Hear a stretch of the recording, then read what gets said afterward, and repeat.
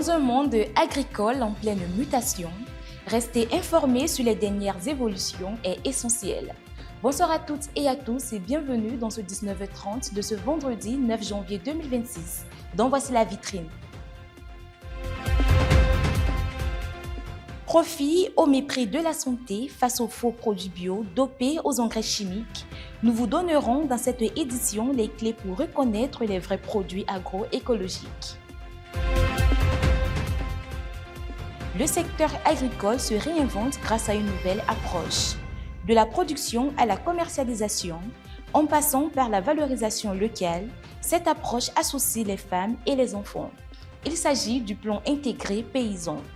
Notre dossier du jour s'intéresse à cette méthode holistique qui redéfinit l'agriculture rurale. À l'international, découvrez les dernières évolutions et projets agricoles en Afrique et au-delà dans ce journal.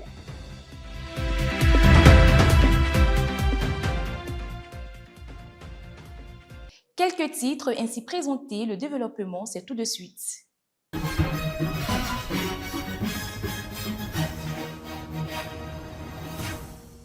Tout commence par le champ, sans agriculture, pas de ville, pas de commerce, pas de vie.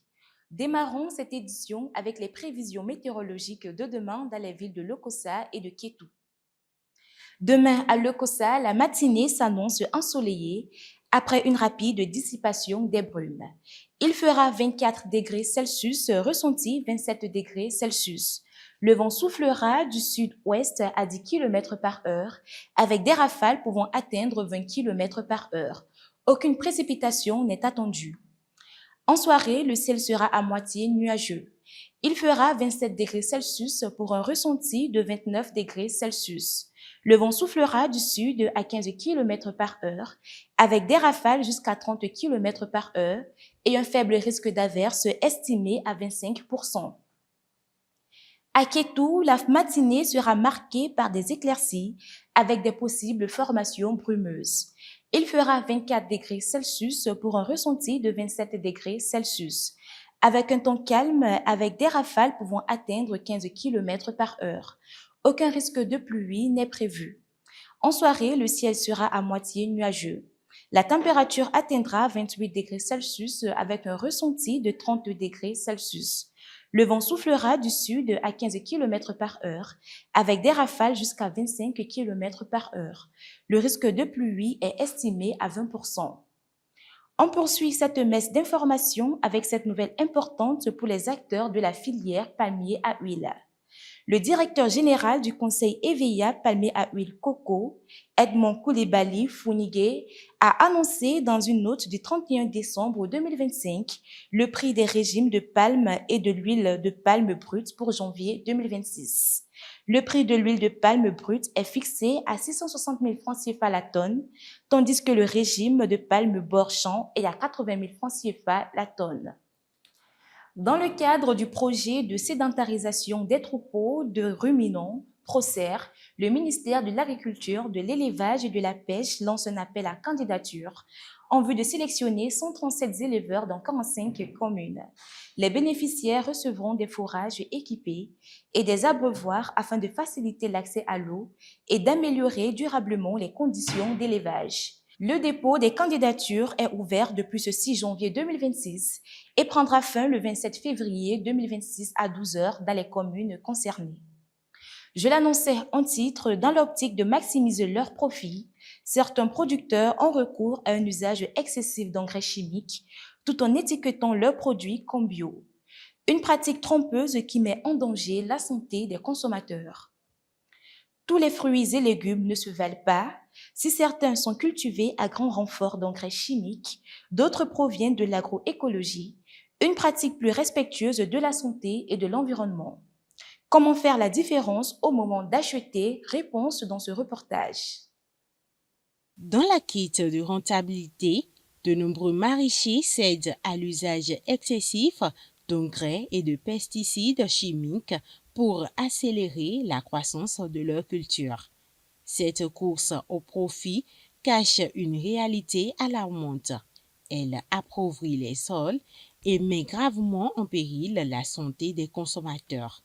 À l'opposé, Certains producteurs font le choix de faire l'agriculture biologique une voie plus exigeante et laborieuse, mais qui reste la seule garante d'une alimentation saine et durable. La production biologique, ce n'est pas facile parce que si la plante doit grandir normalement et la plante va suivre son rythme normal jusqu'à la fin, ça prend du temps. Mais quand on utilise les engrais chimiques, on accélère la croissance de la plante. Et les cultures maraîchères sont des denrées périssables. Donc lorsque vous utilisez des produits chimiques pour accélérer leur croissance, vous allez constater que sur le marché aussi, la dégradation est facile. Ça ne dure pas. Ça ne dure pas sur les marchandises des bonnes dames. Celui qui veut faire l'agriculture biologique n'est jamais pressé. Les engrais naturels, comme ça n'accélère pas, il faut suivre leur rythme. Et là, ça prend du temps. Ça prend du temps. Donc, le producteur qui est dans l'agrobiologique et l'agriculture biologique, il dépense beaucoup d'énergie avant de produire. Face à cette pratique généralisée, il devient vital pour le consommateur de savoir identifier et distinguer un produit issu de l'agroécologie ou de l'agriculture biologique sur nos étals. Ou bien vous regardez les feuilles. Vous prenez les feuilles, vous pouvez prendre les feuilles de Tchayo ou bien les feuilles de Grand Morette Beaumont et vous allez bien regarder. S'il n'y a pas de petits trous et sur 10 feuilles, il n'y a pas du tout ça, ça veut dire qu'on utilise des insecticides chimiques. Ce n'est pas du tout bon pour la santé. Si c'est concombre par exemple, vous venez, vous constatez que sur l'étalage de la dame, il n'y a même pas un seul concombre et il y a de blessures quelque part. Ça veut dire que celui qui a produit aussi a utilisé des engrais, des produits chimiques. Il a utilisé des produits chimiques, des produits toxiques lors de sa production. Là, il faut éviter ça. Et ne cherchez pas à acheter, quand c'est trop gros aussi, les feuilles sont très larges, c'est vrai. C'est vrai. Il y a des variétés sélectionnées. Il y a des variétés sélectionnées et les feuilles sont larges. Donc pour identifier ces feuilles-là, il faut regarder si tu 10 feuilles-là, tu as des trous. Si tu as de petits trous, ça veut dire que les insectes ont consommé. Il y a quelques insectes qui ont pu consommer. Là, c'est bon. La santé n'a pas de prix, dit-on. Il est donc impératif que les producteurs placent la sécurité sanitaire des populations au-dessus de la recherche de profit immédiat. Quant aux consommateurs, leur rôle est de soutenir activement ces agriculteurs engagés dans le bio en valorisant leurs marchandises, car choisir leurs produits, c'est avant tout investir dans notre propre santé. Les maraîchers béninois disposent désormais d'une interprofession des cultures maraîchères ICM. Réunis en assemblée générale constitutive à Dassazoumé, les acteurs du maraîchage béninois sous la coordination de la CNA Bénin ont mis en place un bureau consensuel présidé par Mathieu Saoui pour répondre aux défis de sécurité alimentaire, d'emploi et de structuration du marché.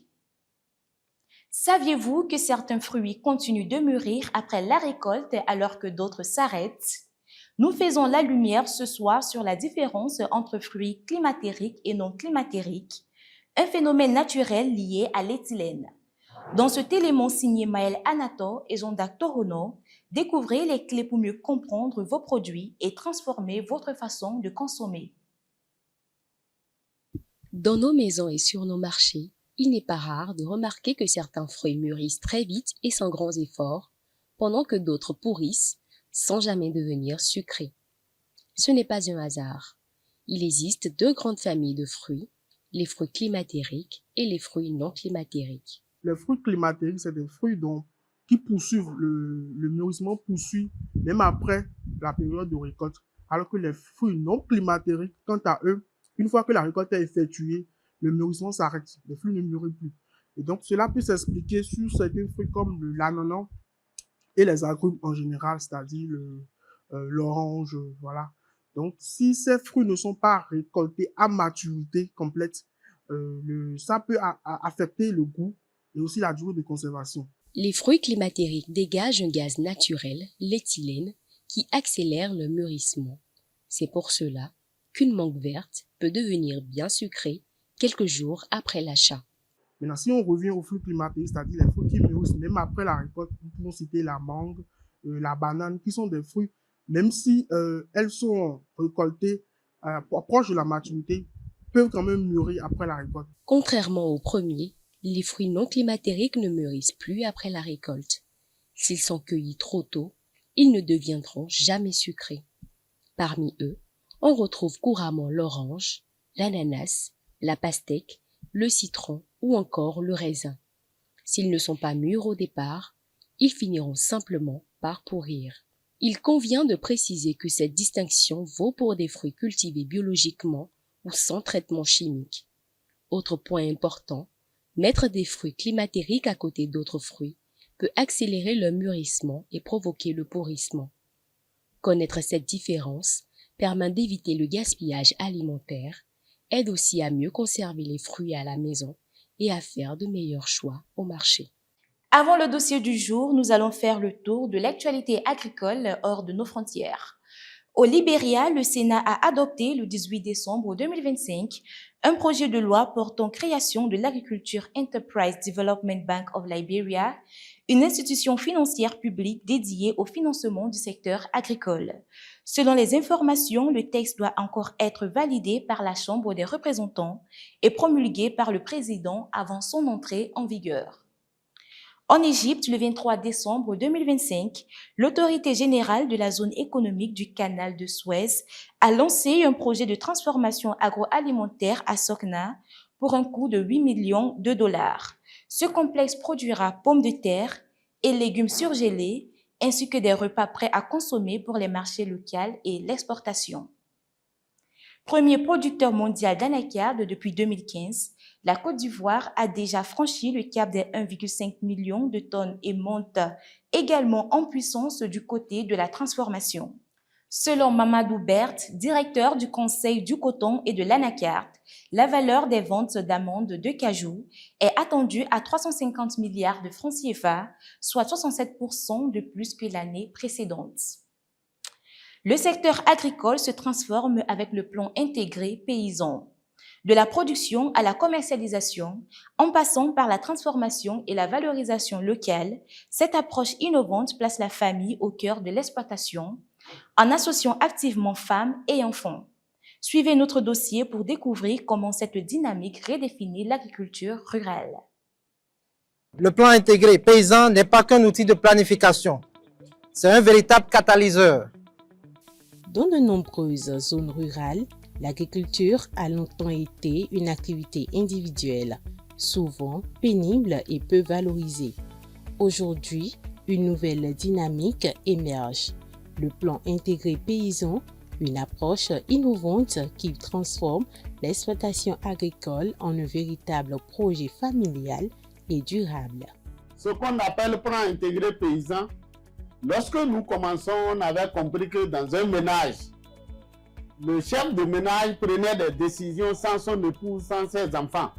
Pourtant, l'objectif du ménage concerne toute la famille. Le plan intégré paysan ne concerne pas uniquement le chef d'exploitation. Il associe les femmes et les enfants à toutes les étapes de la production. Avant la campagne, et en projetant même sur 3 ans, 4 ans, le producteur sait aujourd'hui qu'il doit associer ses enfants. Leur implication renforce l'autonomie économique des ménages et améliore durablement le bien-être familial. Le plan intégré paysan vraiment est un bon plan parce que avec ces activités-là, nous aujourd'hui, par exemple, moi dans ma famille, nous vivons sains. Les familles comprennent bien que les rouages en fait, de l'intégration, agriculture, élevage, environnement, sociologie, économie, pour sortir en fait de leur famille, le pouvoir donc de cette petite unité économique qu'elles sont à la base. Le plan intégré paysan repose sur les principes de l'agroécologie et réduit la dépendance aux intrants chimiques, préserve l'environnement et garantit une production saine, respectueuse de la nature et de la santé des consommateurs. Dire que nous avons eu à adopter des activités agroécologiques et on a oublié des activités conventionnelles, vraiment on a des produits sains et que nous mangeons dans la famille, ce qui nous donne la santé. Sur ce, je souhaite à ce que ça soit ainsi au sein de tout le monde. Celle qu'on appelle l'approche plan intégré paysan, qui permet à la famille, à chaque famille, donc de se rendre compte que en fait, le bonheur ne peut venir que de l'intérieur et de briser en fait tout ce qui est esprit, pensant que tout ce qui est bon vient de l'extérieur et que leur développement vient de l'extérieur. En misant sur la complémentarité entre agriculture, élevage et consommation, cette approche permet aux ménages de mieux résister aux chocs climatiques et économiques. Partout où il est mis en œuvre, les producteurs qui l'ont adopté témoignent de son impact positif sur leurs conditions de vie et leur stabilité économique. Comme on l'a tous dit, c'est une vraie satisfaction. On sent des familles qui sont épanouies, qui sont résilientes, qui ont confiance en elles-mêmes, davantage confiance en elles-mêmes, qui ont osé les changements et qui ne regrettent pas les changements. La preuve, c'est qu'elles sont suivies par beaucoup d'autres familles dans cet exercice et aujourd'hui, elles sont des familles modèles au sein de leur communauté. Donc je pense qu'on est tout à fait satisfait et on pense que ces familles-là sont parties pour avoir des espaces de production résilients, mais aussi une économie qui se stabilise au fur et à mesure. Le plan intégré paysan, c'est l'agriculture qui nourrit, qui protège et qui prépare demain.